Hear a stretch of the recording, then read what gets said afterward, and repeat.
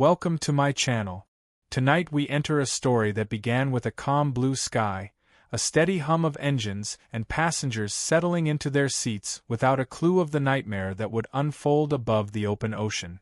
It was supposed to be a simple journey, a routine flight that pilots had done hundreds of times before, a path so familiar it felt almost safe, like flying on autopilot through a corridor in the sky.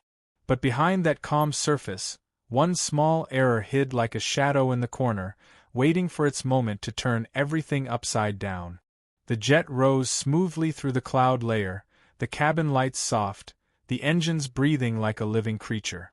Flight attendants moved down the aisle with practiced smiles, offering coffee and warm towels, unaware that deep in the cockpit, a single wrong input on the flight plan had already been entered.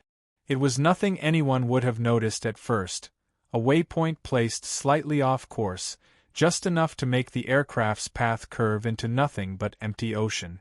The captain, a seasoned flyer with over 2 decades in the air, leaned back with quiet confidence.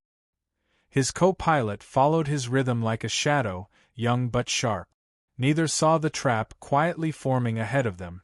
The controller on the ground cleared them for the route, unaware the screen that showed their course had a tiny, almost invisible deviation, the kind of flaw that doesn't show its teeth until it's far too late. Hours passed with no sign of trouble. The sun began to sink below the horizon, painting the sky in deep orange and violet. In the cabin, laughter mixed with the soft clinking of cups. A baby slept in its mother's arms. A businessman typed emails, unaware that each word might be his last. In the cockpit, the crew followed the flight management system's gentle instructions, letting the autopilot handle the skies. But then, quietly, the first anomaly appeared. A soft chime. A subtle shift in pressure. The co-pilot frowned and checked the instruments again. The numbers didn't match the distance they were supposed to have covered. A flicker of doubt passed through his mind. He glanced at the captain, who waved it off at first, but something in the younger pilot's voice forced him to lean forward, squinting at the data. The wind had shifted. Or at least, that's what they thought. In reality, the jet was following a line that led deeper and deeper into the empty sea, far from any beacon, far from any help. The control tower noticed it next. A soft beep on a radar screen, nothing alarming, just a blip that wasn't where it was supposed to be. Controllers exchanged looks, unsure if the error was theirs. They tried to contact the flight, their voices calm but a touch slower than before. In the cockpit, the radio hissed faintly, and the captain responded with practiced ease, still unaware of the invisible line pulling them away from safety. Minutes slipped by like water. When they finally realized the navigation discrepancy, it was already too late to simply turn around. Fuel had been calculated with precision. A detour this far out was not part of the plan. The cockpit grew colder, quieter. The captain straightened in his seat. The co-pilot's hand hovered near the manual controls. On the radar, the line of their route stretched into nowhere. In the cabin, nothing had changed yet. Passengers watched movies, read books, drifted to sleep. The soft turbulence barely stirred a glass of wine.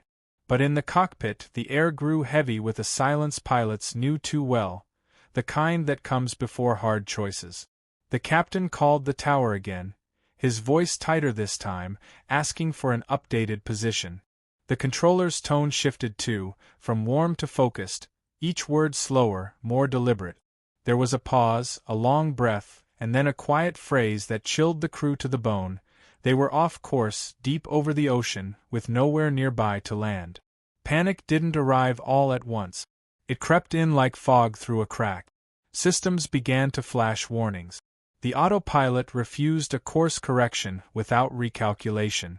Fuel estimates began to shrink. Their alternate airport was no longer within reach. The co-pilot's fingers trembled slightly as he recalculated, every number worse than the one before. The captain clenched the yoke, scanning the instruments with the trained calm of someone who's seen storms before, but this wasn't weather, this was math, this was cold, hard distance and the sinking realization that they were running out of sky. Tower instructions overlapped with emergency procedures. They had no solid ground within range, only ocean. Down in the cabin, the first ripples of unease began when the plane banked sharply. Coffee spilled. A few passengers gripped their armrests. A child asked why the stars looked different out the window. The captain's voice came over the intercom, steady, controlled, assuring everyone everything was fine. But inside the cockpit, their eyes were fixed on the fuel gauges dropping faster than they should. The weather ahead was turning. A low front forming over the sea, an unplanned enemy waiting in the dark. The captain knew what they were heading into. There was no way to turn back, only forward, hoping for something to appear on the radar, something solid beneath the black water. As the night grew thick and storm clouds closed in, rain pounded against the nose of the aircraft, streaking across the windshield in violent lines. Lightning flashed in the distance, illuminating a wall of dark waves beneath them. The navigation systems began to falter as they moved further from satellite coverage. The tower's voice grew distant, choppy, almost swallowed by static. Inside the cockpit, sweat gathered at the captain's temple, though the temperature had dropped. His hands gripped the yoke now.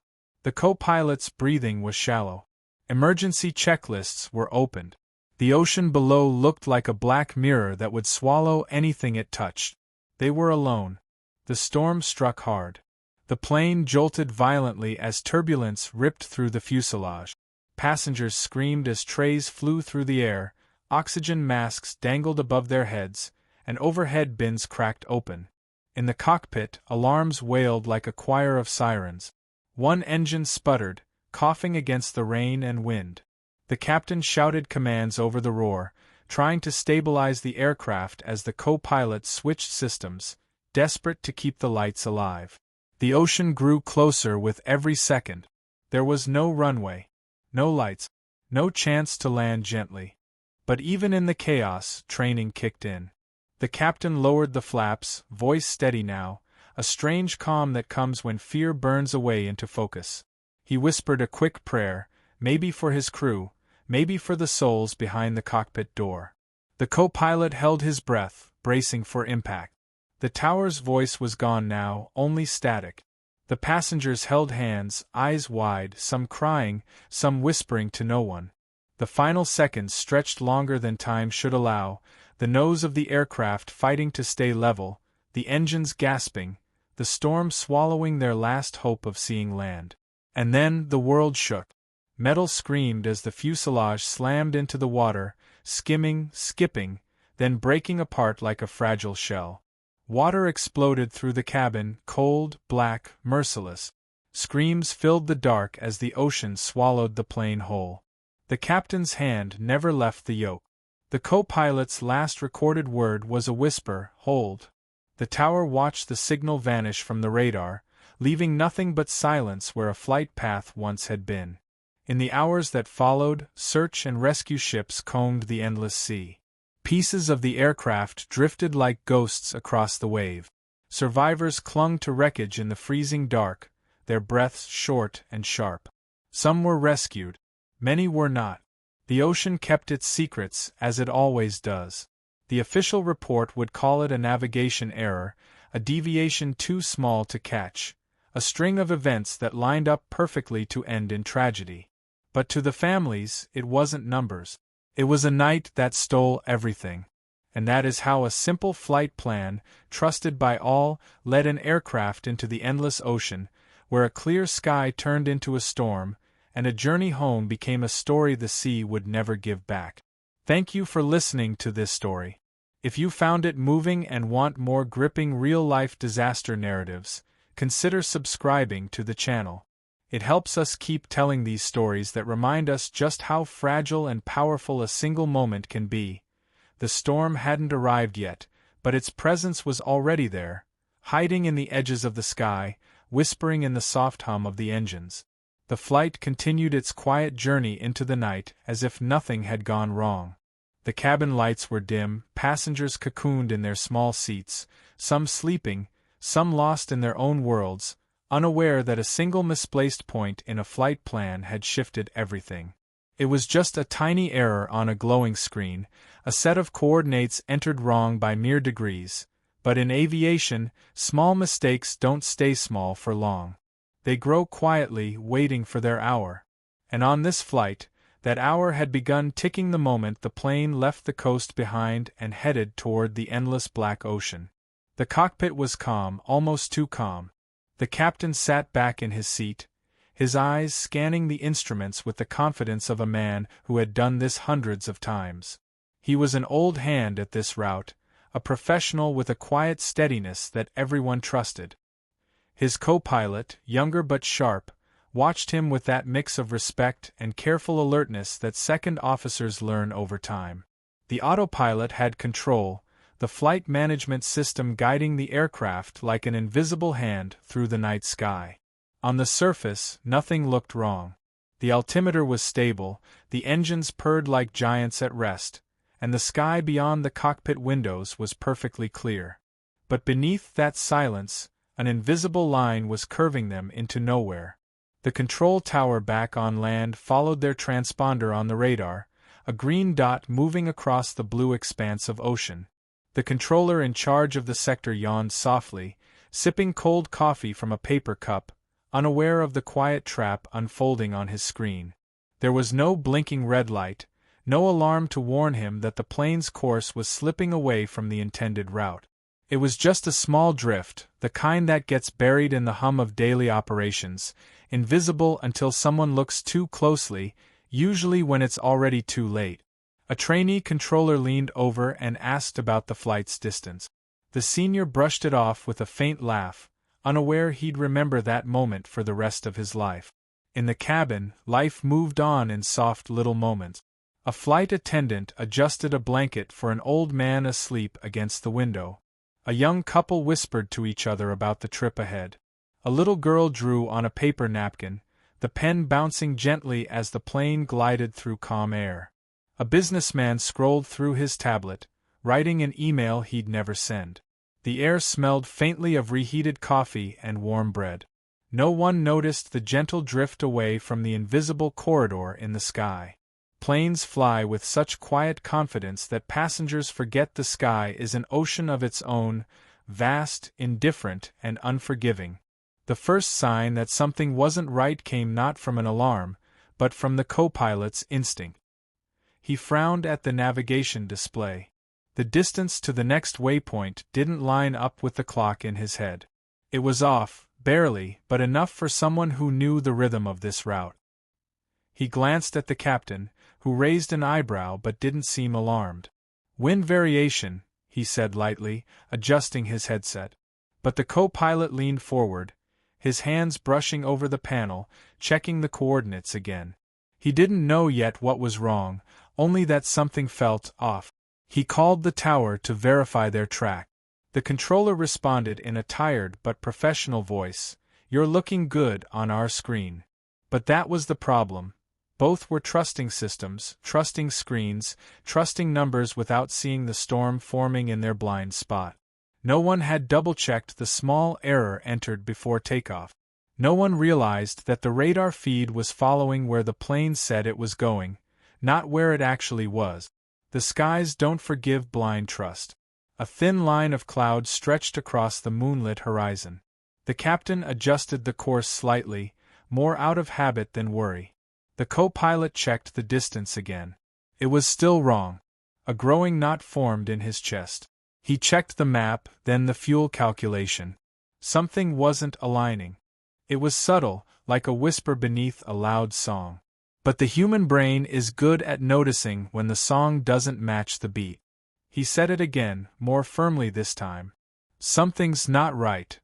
The captain glanced at him, sensing the shift in tone, and leaned forward now, hands moving across switches, eyes narrowing. The silence inside the cockpit thickened. In the control tower, the radar operator noticed the green dot was moving a little slower than expected. He chalked it up to winds aloft. A small drift was easy to dismiss, and no one was alarmed enough to call it a deviation. Planes do this all the time.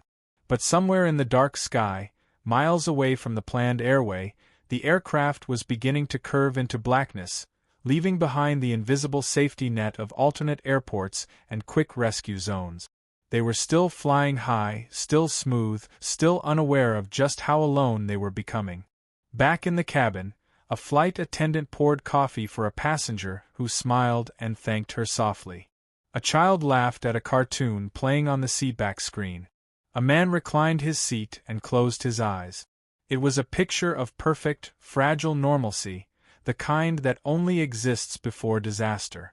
No one on board had the faintest idea that their path was already diverging from safety, that every passing minute was another mile deeper into nowhere.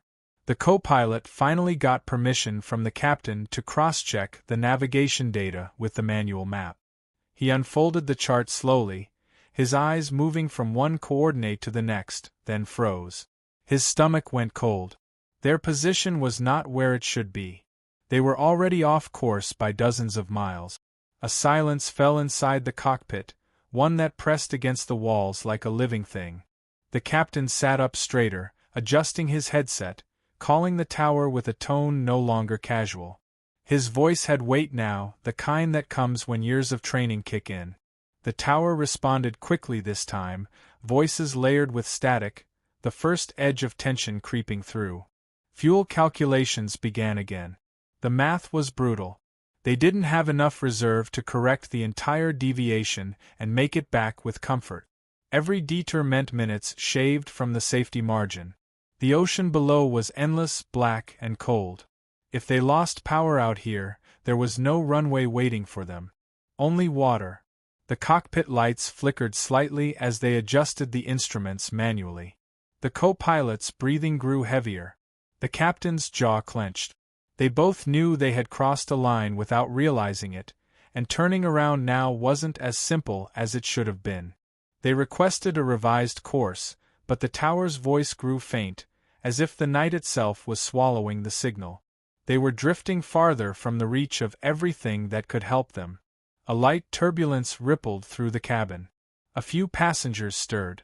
A woman looked out the window, noticing only the vast, black nothingness below. It felt like staring into the void. She didn't know why, but a cold chill crawled up her spine. The flight attendants exchanged small, uneasy glances. They couldn't feel what was happening in the cockpit, but they could sense the atmosphere changing. Inside that sealed flight deck, the captain gave the co-pilot a long, silent look, the kind that didn't need words. Both knew they were in trouble now, not in the catastrophic sense yet, but in the slow, creeping way that starts quietly and ends violently. They began trying to reroute manually, pulling out maps, coordinating with distant air traffic sectors. But the silence on the other end of the radio was growing. They were heading into a dead zone. The captain's voice came over the intercom, steady and calm, telling passengers there might be a slight adjustment due to wind and routing changes. People smiled, nodded, and went back to their lives. Only the crew understood the truth. They were flying blind into an ocean with no airport beneath them, no landing strip, and less time to fix it. And out there, far beyond the range of ground-based help, the weather front began to move. Thick walls of cloud were gathering like dark soldiers waiting. The plane's lights shone ahead, cutting through the empty sky like a fragile blade. The air grew thinner, colder, quieter. It was still peaceful. But the peace was a lie. They were already trapped. The storm was waiting, and they had no idea how close it had already come. The night sky stretched endlessly before them, black and quiet, the kind of silence that only exists when you're too far from everything familiar. The aircraft sliced through the darkness, its engines humming like a heartbeat that no one in the cabin could hear over their own small lives unfolding. But in the cockpit, the calm was cracking, not in one violent moment, but slowly, like glass under invisible pressure. The captain and co-pilot had spent the last 30 minutes double-checking their instruments, recalculating their position, calling the tower again and again, only to be met with thin static, fading voices, or silence that stretched longer than it should have. They had crossed into a dead zone without even realizing it, too far out, too far down the wrong path. The small flight plan error had turned into something alive now, something with weight, something that felt like a hand tightening around the aircraft's throat. The co-pilot leaned closer to the display, his face pale in the faint glow of the instrument panel. Numbers no longer added up. Their fuel burn was climbing faster than it should. Their position didn't align with any of the planned waypoints. It wasn't just a drift anymore. They were lost over the open ocean. The captain stared through the windshield into the endless black ahead, trying to mask the weight in his chest. His years of flying had taught him that panic never solves anything, but even he couldn't ignore the thin layer of dread beginning to settle in the cockpit like smoke. They'd trained for emergencies, for engine failures, for decompression, for electrical faults, but this was different. This was silence. This was being alone in the sky with nothing beneath but a freezing, endless ocean. The co-pilot tapped the navigation screen again, hoping for something, anything, to blink back to normal. But the screen's calm blue glow only mocked them. He opened the chart again, hands trembling slightly, tracing their intended course against their current coordinate. It didn't match, not even close. They were flying blind. The captain picked up the radio, his voice steady but his eyes sharp, calling again for the control tower. This time there was nothing but static, a low hiss that seemed to crawl under their skin. He switched frequencies, trying to hail other aircraft, hoping someone else in the sky would hear them. But there was nothing. No chatter, no replies. They were alone. Back in the cabin, passengers were still blissfully unaware. A soft movie played on seatback screens, casting flickering light over calm faces. A woman leaned her head against the window, watching stars reflected in the ocean below, not realizing how far from the intended route they were. A flight attendant quietly gathered cups, offering warm drinks with a professional smile, but even she had begun to sense a shift. It was subtle, a slight change in the crew's tone over the intercom, a little less chatter from the cockpit, an edge of unease that she couldn't name but could feel crawling through the air like static. The captain and co-pilot began to speak less and less. Not because they didn't have things to say, but because they both knew what was coming if the numbers didn't start making sense. The captain leaned forward and turned off the autopilot. The sudden shift in control sent a faint shudder through the plane. The aircraft was still stable, still flying smoothly, but the difference was clear. Now it was no longer a machine gliding on calculations. It was two humans in a cockpit trying to wrestle with the night. The captain adjusted the heading manually, hoping to intercept a known airway, a beacon, anything solid to hold on to. The weather radar flickered. A faint smear appeared on the screen ahead, low and wide like a dark wall. Storm front. Not a large one yet, but dense, moving slowly. It was forming exactly where they were drifting. The captain muttered a low curse under his breath. The co-pilot tightened his grip on the yoke, feeling the air grow heavier around them. The ocean below was invisible now, swallowed by thickening clouds. There were no city lights, no coastline, no islands, just black water and sky. The captain decided to level with the tower again. He switched to emergency frequency, his voice clipped and clear, giving their last known position, altitude, estimated fuel, and requesting immediate vectoring. But the reply that came through wasn't from a tower. It was garbled, fragmented, an aircraft far away trying to relay a broken signal. "You're too far," repeating, "too far out." Then silence. The realization hit both men hard. They were off the grid. The co-pilot checked the fuel again. The margin was slipping. At their current speed and distance, there was no alternate airfield they could reach with a safe reserve. They were surrounded by nothing but water. If they turned now, they might make it back, but only if they didn't meet the storm head-on. If they kept going forward, they were heading straight into the dark heart of it. There was no good choice. The captain rubbed his temple, feeling the weight of command pressing on his chest like iron. He finally turned to the co-pilot. "We need to declare emergency." The co-pilot nodded silently. It wasn't a choice anymore. It was the only move left. The captain switched frequencies again, sending a mayday call, voice sharp and unflinching. Mayday, mayday, mayday. This is flight. We are off course over the ocean. Fuel margin unstable. Navigational failure. Requiring immediate assistance. His words were clear, strong, but underneath them was something raw, a man trying to hold back the ticking clock in his head. In the cabin, a few passengers looked up as the aircraft banked again, sharper this time. Drinks spilled, a tray clattered to the floor. A young woman pressed the call button, asking a flight attendant if everything was okay. The attendant smiled, trained to keep panic at bay, but her hands shook slightly as she reassured them. She didn't know the full truth, but she could feel it. The rhythm of the flight was wrong now. The crew she trusted wasn't chatting anymore. The calm of the journey was cracking.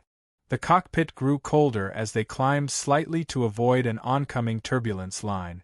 The storm clouds ahead grew taller, their shapes illuminated by flashes of distant lightning.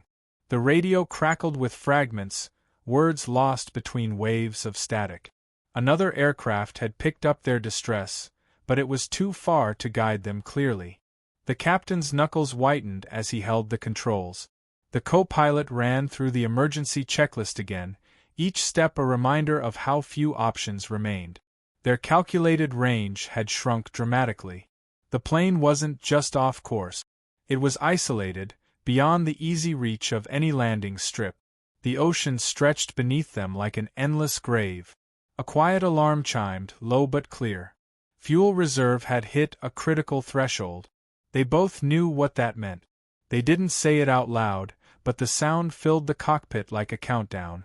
The captain made his decision. They would keep heading east and try to bypass the worst of the storm, hoping to reconnect to a control frequency, praying for a beacon. But hope is a fragile thing at 35,000 feet.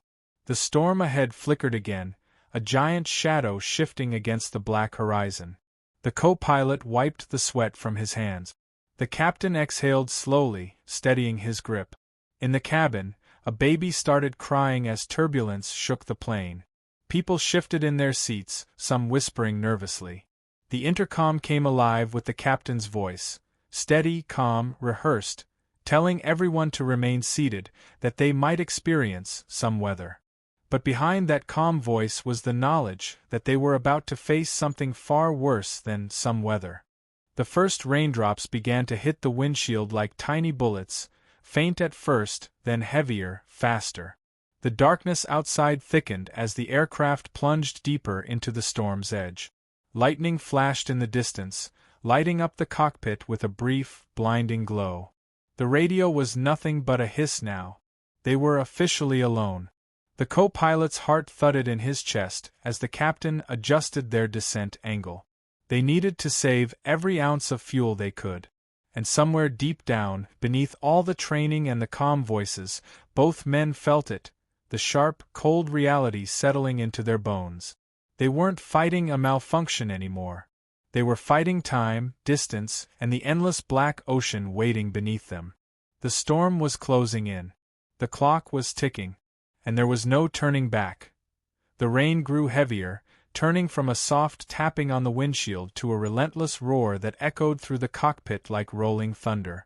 The aircraft trembled under the weight of the storm, not violently yet, but with that low, warning shudder that pilots recognize all too well.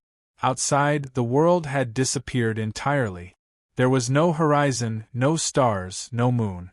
Just black clouds twisting like dark water and streaks of lightning that carved ghostly shapes into the night sky. Inside the cockpit, the captain's face was illuminated only by the dim green and orange glow of the instrument panel. His jaw was tight, eyes locked on the altimeter, his hands steady on the yoke, holding the aircraft like a lifeline. The co-pilot's breathing was quick and uneven, his headset crackling softly with nothing but static. The radios had gone quiet. No tower. No other aircraft. No one to guide them home. The aircraft descended slightly to avoid a growing thunderhead ahead, its massive shadow rising on the weather radar like a living wall. The turbulence began in slow, rolling waves. The seatbelt sign flicked on. Flight attendants in the cabin hurried down the aisle with forced calm, securing carts and bins, gently asking passengers to fasten their belt. A man near the back laughed nervously, whispering to the woman beside him that it was just a little rough air. But even in the cabin, something had changed. People could feel it. The sound of the engines was louder, deeper. The plane's movements were sharper. The air had a strange, cold weight to it, the kind that makes your stomach tighten even when you don't know why. The captain made a quick decision. He needed to bypass the storm cell building directly in front of them, but every deviation meant more fuel, and fuel was the one thing they were running out of fast. He glanced at the fuel gauge again. The numbers had dropped lower than he'd ever wanted to see at this stage of the flight. A thin film of sweat was gathering at his temple despite the cool air. The co-pilot began running calculations on paper now, his hands shaking slightly as the pen scratched against the pad. Their range was shrinking. There were no alternates in reach anymore. Every second they spent in the air was a second closer to impact with something they couldn't see. Lightning cracked across the sky, lighting up the cockpit for a brief, blinding instant. The thunder followed almost immediately, a deep, hollow boom that rattled the glass. The aircraft jerked sideways as a crosswind slammed into it, and the captain corrected with sharp, practiced movements. In the cabin, a woman gasped loudly, gripping the armrests. A child started crying. One of the flight attendants knelt in the aisle, bracing herself against a seat, whispering calm reassurances she wasn't sure she believed. The plane was strong, yes, but no aircraft is ever truly stronger than a storm. The co-pilot tried the emergency frequency again, his voice cutting through the static. Mayday, mayday, mayday. This is flight, the rest was swallowed in the hiss. He tried again, this time shouting over the growing noise. Nothing. They were too far. Too alone. The captain exhaled slowly through his nose, tightening his grip on the controls. He'd flown through rough weather before. But tonight was different. This was the ocean. There was nowhere to land, nowhere to divert, no bright lights on a runway waiting for them. Just black water stretching out forever. Another jolt shook the plane, harder this time. Overhead compartments rattled, a few popped open, and bags tumbled out, hitting the floor with dull thuds. The cabin lights flickered. A murmur spread through the passengers, low and shaky, like a wave moving down the aisle. The flight attendants took their jump seats, strapping in, their faces pale. They knew enough to understand what this level of turbulence meant. The captain clicked on the intercom, his voice calm, controlled, but lower than usual. He told the passengers they were encountering heavy weather and asked everyone to remain seated. He promised they were doing everything they could. It was the kind of promise pilots make when they can't give the real truth. Back in the cockpit, the turbulence intensified. The plane was fighting the storm now, wings flexing, engines roaring as wind and rain pounded against the fuselage. The radar screen showed nothing but red and black ahead, massive convective cells rising miles high. The captain made a split-second decision to descend further to find smoother air. As the nose dipped slightly, the altimeter spun down. Outside, lightning illuminated the boiling clouds, revealing how close they were to the heart of the storm. The ocean below was invisible, but its presence could be felt, heavy and waiting. The co-pilot's voice cracked slightly as he called out their remaining fuel. The number was lower than either of them wanted to say out loud. The captain didn't respond right away. He stared at the navigation display, at the empty stretch where a beacon should have been. They were too far gone to turn back now. The only way out was forward, through the storm. In the cabin, panic began to spread like a slow fire. The plane dropped suddenly, a clean, sharp fall that ripped screams from the passengers. Cups flew into the air. A drink cart slammed into the galley wall. A woman cried out for her child. The oxygen masks didn't deploy, but the fear alone was enough to make people believe they might. One of the flight attendants unbuckled and forced herself down the aisle, steadying trembling hands, trying to remind passengers to breathe, to stay calm, to trust the crew. But even her voice was shaking now. The captain and co-pilot were both gripping the controls now. Every movement was manual. The storm had stripped away their reliance on instrument. Static electricity crackled across the windshield as rain and ice battered the aircraft. The radar altimeter chirped faintly, a sound the captain didn't want to hear yet. The wind shear alerts flashed on the panel. The storm was pressing down on them, shoving the plane lower. The captain's training kicked into high gear. His voice was clipped, quick, calling out commands, and the co-pilot responded, sweat dripping from his temple. Their communication was clean, focused, the way only seasoned pilots in crisis speak. But beneath the calm rhythm of checklists and procedures, they both knew the clock was running out. Fuel reserves were almost gone. And the longer they stayed locked in this storm, the closer they got to a forced ditching in the middle of an unforgiving ocean. The co-pilot managed to pick up a weak transmission through the static, another aircraft far away, trying to relay their mayday. But it was faint, broken, too far to offer any real help. A surge of frustration pulsed through him, but he swallowed it down. There was no time for panic. Not now. A sudden, violent downdraft hit them, throwing the plane down like a toy. People screamed. Overhead lights flickered. The engines groaned as the captain fought to stabilize the descent. For a few long seconds, the cockpit shook like a rattling cage. Then, slowly, the aircraft leveled again. But the captain knew that every drop burned more fuel. Every mile forward brought them closer to the edge. In the cabin, the mood had shifted completely. There were no more nervous laughs, no more casual whispers. Just silence broken by sobs and the low rumble of engines straining against the wind. A mother clutched her child. An older man gripped the armrest so hard his knuckles went white. A flight attendant whispered a prayer into her shaking hands. The captain's eyes flicked to the fuel gauge one more time, and something in his face changed. He looked at the co-pilot. No words were needed. Both knew exactly what the numbers meant. It wasn't a matter of if anymore. It was when. The storm was their last wall. On the other side was only darkness, ocean, and whatever hope they could scrape together. He pushed the throttles forward, teeth clenched, forcing the plane through the roaring black. Rain hammered the fuselage. Lightning ripped across the sky. The engines howled as the aircraft dove into the storm's core. And somewhere deep inside that endless night, every heartbeat on board began to count. The storm had turned from a roaring wall of water into a living, breathing thing that wrapped itself around the aircraft like a predator circling its prey. The cabin creaked and groaned as winds slammed against the fuselage in violent bursts.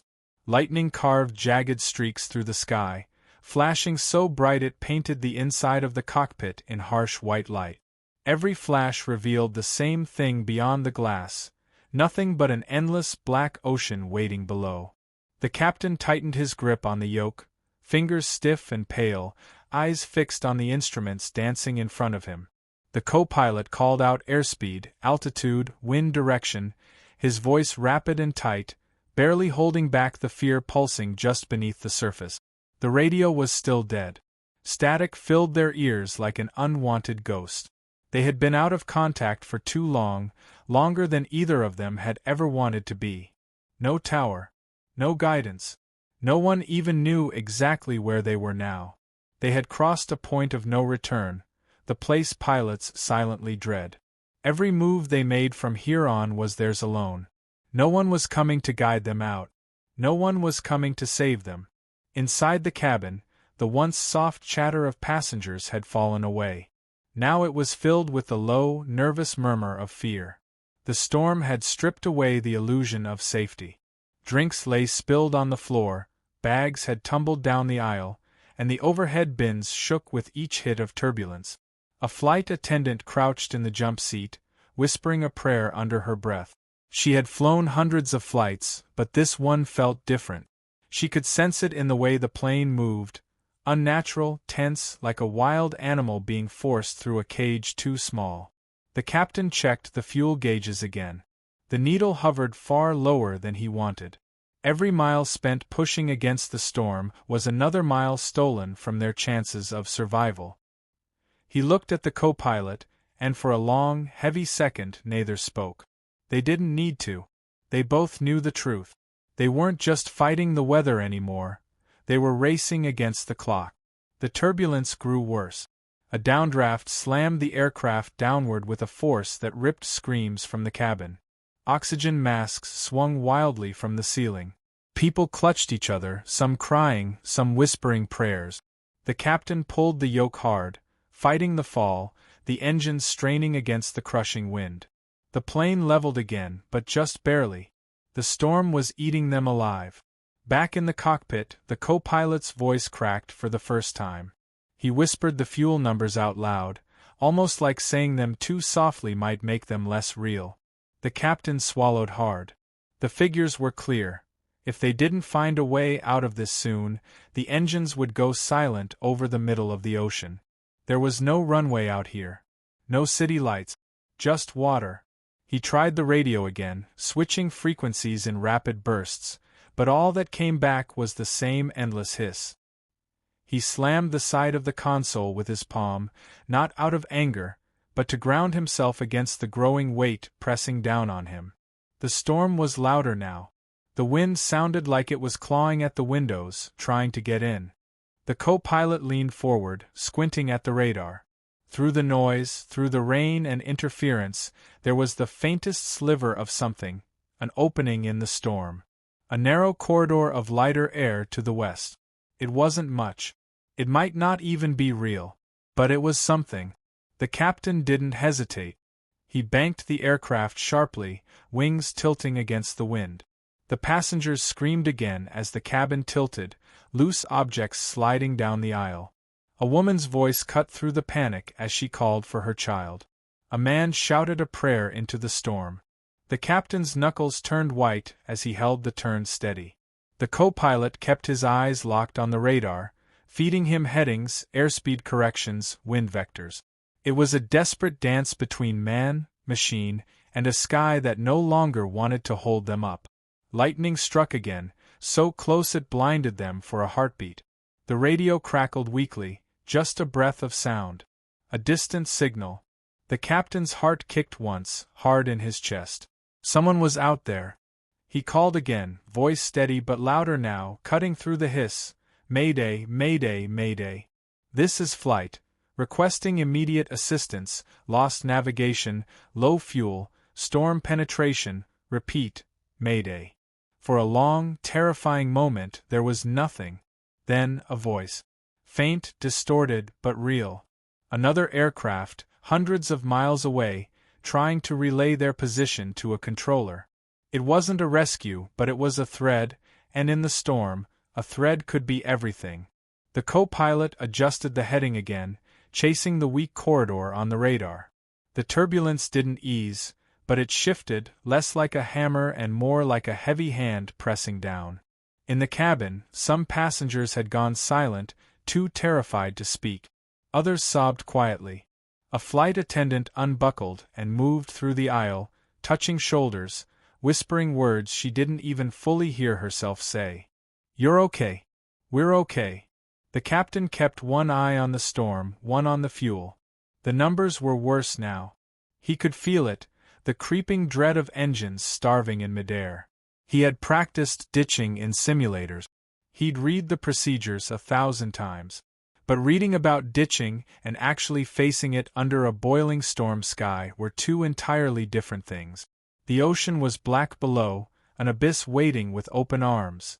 A sudden flash of lightning illuminated the water below for a brief second, close enough now that they could almost see the whitecaps of the waves through the darkness. They were lower than they should be. The captain steadied the plane again, but the way the nose felt sluggish told him what he didn't want to admit. They were bleeding altitude along with fuel. The co-pilot's voice shook as he whispered, "We're not going to make land." It wasn't a question. It wasn't panic. It was fact. The captain's hands trembled once against the controls, then went still. He didn't respond. He didn't need to. He clicked the intercom and spoke, his voice steady, soft, the way good pilots learn to speak when everything is coming apart. "Ladies and gentlemen, we're doing everything in our power to get you through this. Please keep your seatbelts fastened and remain calm." He didn't say what he was really thinking. That they were running out of sky. That the storm was still closing in. That the ocean didn't care about promises. The next jolt was so violent it threw the co-pilot against his harness, his shoulders slamming the side of the cockpit. Alarms began flashing across the panel in rapid bursts: low fuel, turbulence warnings, altitude deviations. The captain forced the plane back under control, his breath shallow and quick. The engines roared against the storm, but their sound was starting to change. Not weaker yet, but not as strong as before either. In the cabin, passengers held each other, whispering last words to people they love. A man pulled out his phone, recording a message. A woman clutched a necklace so tightly it dug into her palm. A little boy stared at the ceiling, not understanding why the grown-ups were crying. The co-pilot tried the radio again, and this time, a clearer voice came through, an emergency relay station. Their position had been triangulated. Rescue teams were on alert, but they were still too far away. All the help in the world meant nothing if the engines died first. The captain looked out the window at the endless black below. The storm rumbled around them like a living thing, wrapping them tighter, and somewhere deep in his chest he felt the kind of silence pilots never speak about out loud. The kind that comes right before the fall. Every second now felt longer. Every mile heavier. The storm wasn't just weather anymore. It was a countdown. A slow, merciless clock ticking toward the inevitable. And as the wind howled against the aircraft, and the ocean waited below, every person on that plane held their breath without knowing it, hoping for something, anything, to save them. But hope, out here, was as thin as the fuel still left in the tanks. The storm had grown quiet in the way predators grow quiet right before they strike. The cockpit lights flickered in the heavy dark, their soft green glow outlining two faces that had aged years in the span of hours.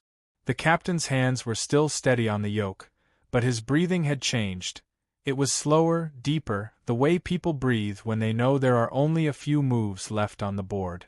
The co-pilot sat stiffly beside him, the radar screen in front of him nearly useless now, its glowing lines smudged by static interference. Outside, the black ocean stretched on forever. No land. No lights. No place to run. The aircraft had become an island in the sky, running on thinning blood. The engines didn't fail all at once. They started to sound different first. A low, uneven hum crept in through the floorboards, a subtle change only pilots notice, the kind of change that makes your stomach twist. The captain glanced at the gauges. Fuel pressure was dipping into the red. It was no longer a question of if they would lose power. It was when. The storm still wrapped around them like a clenched fist. The rain slamming against the fuselage in sheets, lightning still clawing at the horizon, but now the danger wasn't just above them. It was below too. In the cabin, fear had become a living thing. It sat in the air between breaths, in the shaking hands clutching armrests, in the silent tears running down faces lit by the occasional flash of lightning. A mother kissed her daughter's forehead, whispering a promise she wasn't sure she could keep. A man held his phone tight to his chest after sending a voice message that might be the last thing anyone ever heard from him. Some prayed. Some stared at nothing, frozen. Others held hands with strangers like they'd known them all their lives. The captain took one last shot at the radio. "Mayday, mayday, mayday. This is flight." His voice cracked for the first time. The static roared back, then something. Just a whisper of a voice, another aircraft relaying their call, and somewhere far away, a controller shouting back through the storm, "Rescue teams are tracking you. Hold altitude. Hold on." But rescue was still hours away, and the ocean was not going to wait. A low warning tone filled the cockpit. The left engine coughed like a dying animal. The captain's jaw clenched so hard it hurt. He reached over and pulled up the engine page, watching the fuel starvation indicators flare red. The co-pilot didn't look away from the windshield.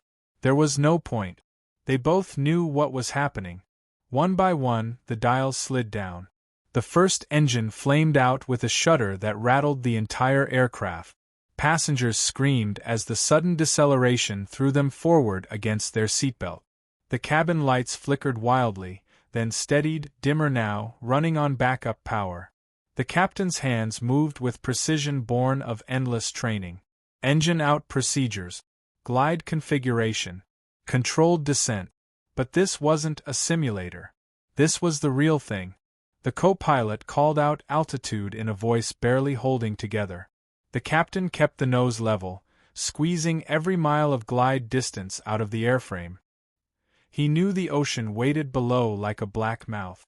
The second engine began to sputter, coughing against the thin remains of fuel, a sound so faint and final it made the hair on the back of his neck rise.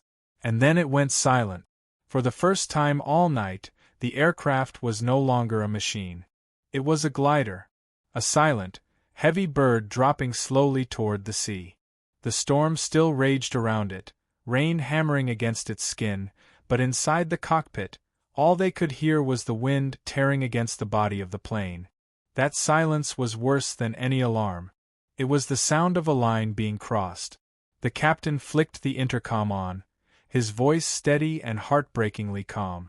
"Ladies and gentlemen, this is your captain speaking. We have experienced engine failure. We are preparing for an emergency water landing. Please stay seated, follow crew instructions, and brace for impact." In the cabin, chaos rippled like a shockwave. Some people sobbed openly. Others whispered prayers into their shaking hands. A flight attendant's voice cracked as she shouted brace positions down the aisle. A baby screamed in the back. The storm outside roared as if mocking them. The co-pilot began calling out their descent profile, his voice mechanical now, like a man focusing on the numbers so he wouldn't have to think about what they meant. The altimeter spun down slowly, relentlessly.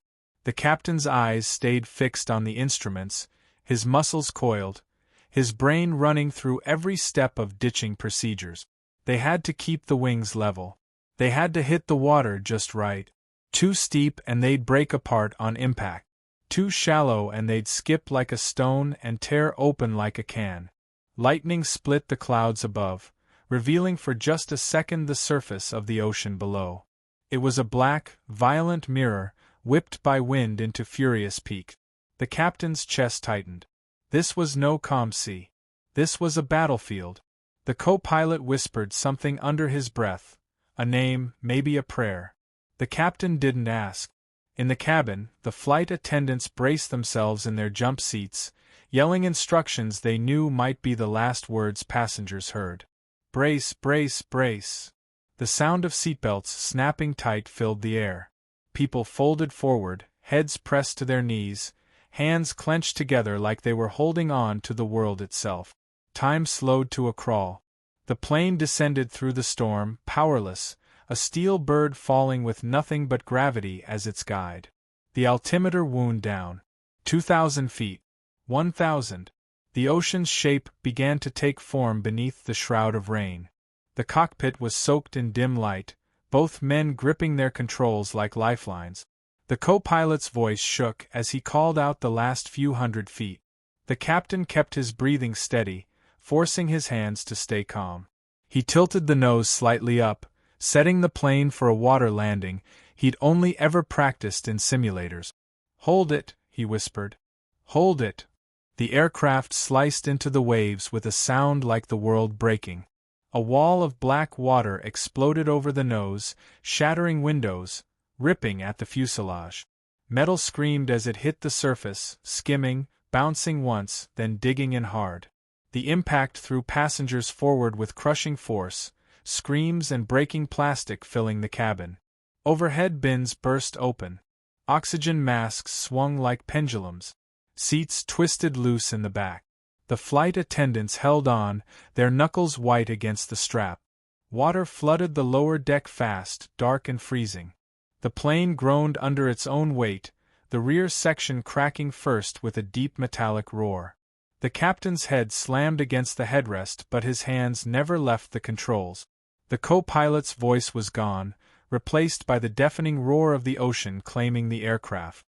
In the cabin, panic detonated like a bomb. People screamed for loved ones. Cold seawater surged down the aisle, biting into skin like ice. The lights flickered and went out, plunging everyone into darkness broken only by flashes of lightning outside. The flight attendants screamed for everyone to stay calm, to stay in their seats, to unbuckle only when told. But the sound of rushing water drowned everything. The plane began to tilt. The nose stayed afloat just long enough for the evacuation doors to be forced open.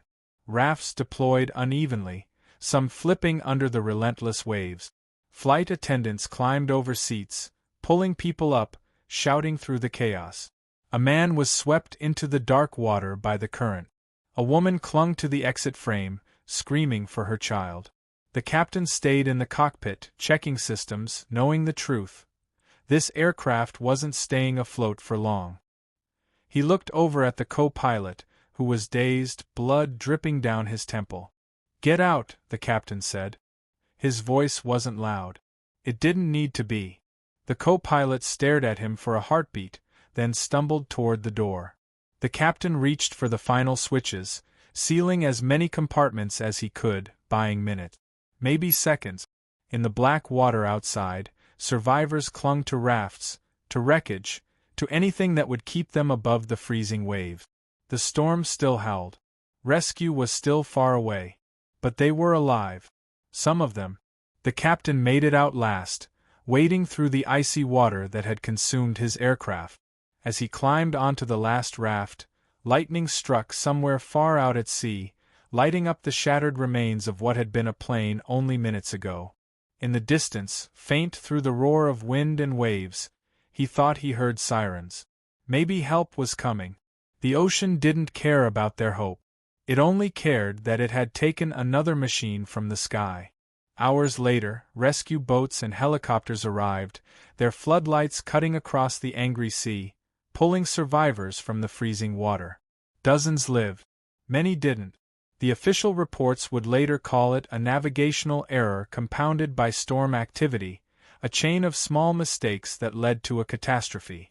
But for those who survived, it would never be numbers. It would be the sound of engines going silent, the black water rising, the lightning flashing against the end of the world.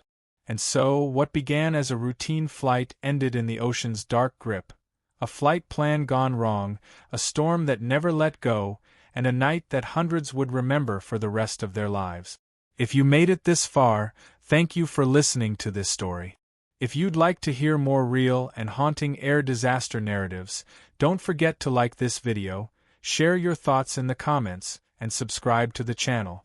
Your support helps keep these stories alive, stories that remind us how fragile the skies can be, and how strong the human will to survive truly is.